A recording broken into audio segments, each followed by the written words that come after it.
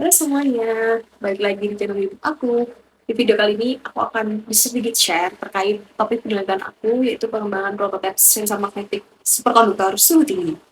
Penelitianku ini berfokus pada bagaimana material superkonduktor bisa difabrikasi menjadi sensor magnetik yang memiliki sensitivitas tinggi terhadap medan magnet, serta bagaimana performanya diuji secara eksperimentalnya.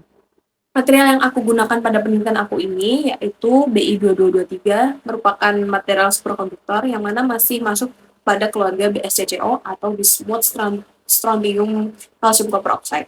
Material ini dipilih karena dia itu merupakan superkonduktor suhu tinggi dengan suhu kritis di atas 77 Kelvin yang mana dia dapat dioperasikan menggunakan nitrogen cair atau N2 cair.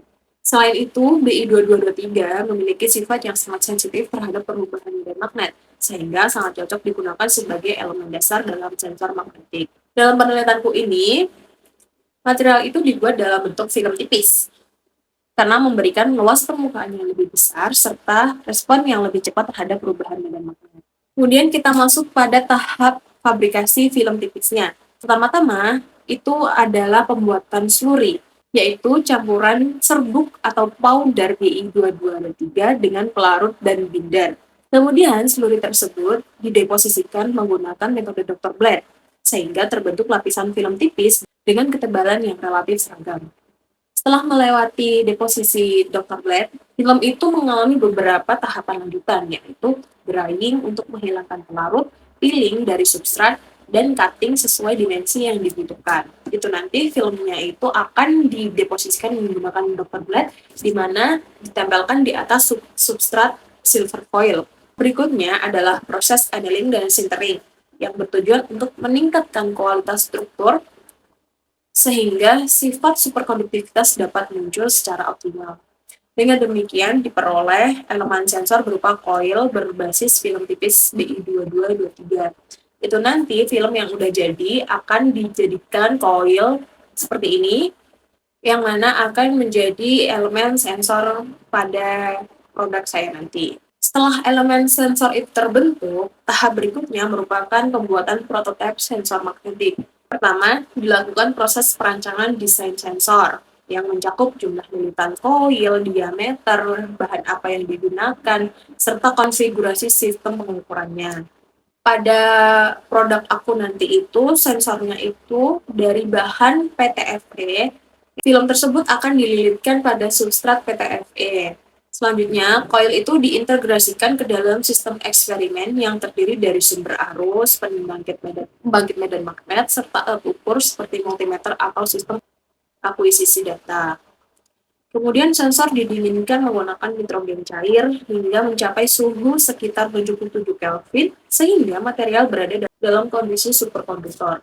Dalam kondisi ini, pengujian dilakukan dengan memberikan variasi medan magnet eksternal dan respon sensor diukur dalam bentuk arus atau tegangan.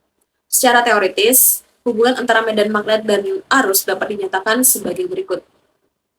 B sama dengan mu0 Ni, kemudian persamaan tersebut dapat disusun ulang atau dikonversi menjadi I sama dengan B per mu0 N.